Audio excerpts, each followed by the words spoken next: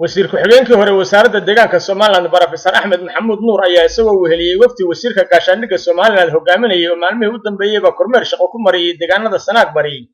magaalada Hadaaftiimo kolkii wafdigani gaadheen isla markaana bulshada ku dhaqan guud ahaan si weyn ugu soo dhaweeyeen wafdiga halkaasi waxa wasiir ku-xigeenkan hore ee wasaaradda deegaanka Soomaaliland goobtii lagala hadlayay dadweynaha tirada badan ee wafdigan halkaasi ku soo dhaweeyay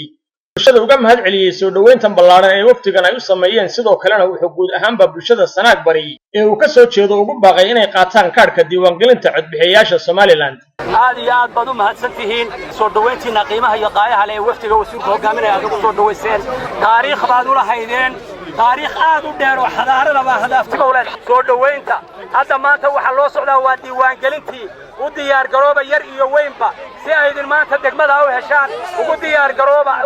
garooba saasaan u dileenay intaasi kadibna wasiir ku-xigeenkan hore ee wasaaradda deegaanka Soomaaliland Professor Axmed Maxamuud Nuur Jibriil wuxuu saxaafadda kula hadlay guri uu ka degay magaalada Hadaaftiimo ee Sanaag Bari halkaas oo arrimo badan kaga hadlay waxaana hadaladiisii ka mid ahaa sidan waxaan nahay wafdigan lixaad kale ee ka yimi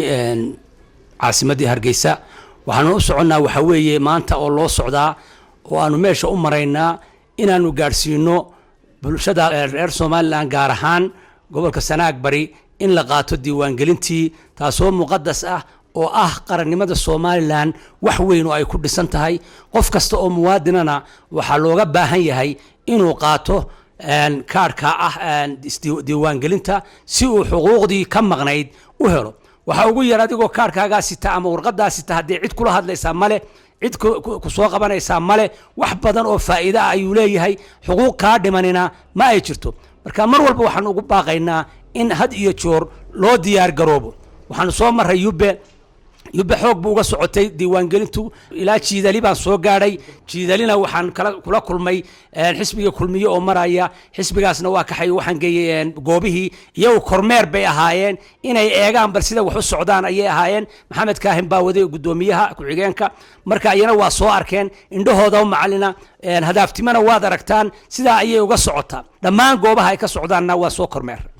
bulshada Sanaag Barina waxaan u baaqayaa wixii uu gaaray cimrigoodu ama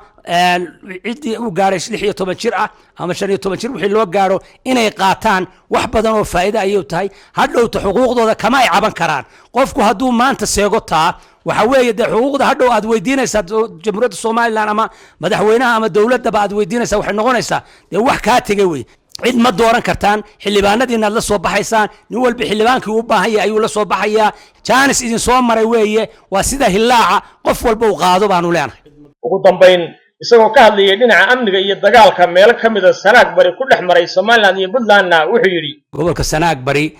hadda waxaanu leenahay waxa weeye dad baa waxay leeyihiin dhibaatooyin waaweyn iyo dagaal baa ka taagan dagaalku de waa dhici jiro dhibaatada wax yar waa iska dhici jireen laakiin gacanna de wax lagu qaadanaya diiwaangelinta gacanna qoriga waa la iska difaacaya Soomaaliland way isdifaacaysaa xuduudaheedana xaq bay u leedahay inay difaacdo waxa weeye had iyo joor qofku inuu ogaado in wax walba dhici karaan way marka wax kastaba ha ahaatee amniga iyo nabadgelyadana si fiican oo sugan ayay goobaha aan joogno ay u socdaan hadda diiwaangelintu aad iyo aad baad u mahadsantihiin wassalaamu calaykum waraxmatullaahi wabarakaatu Cabdullaahi Xuseen Darwiish shabakada caalamiga oo News magaalada Ceelgaabo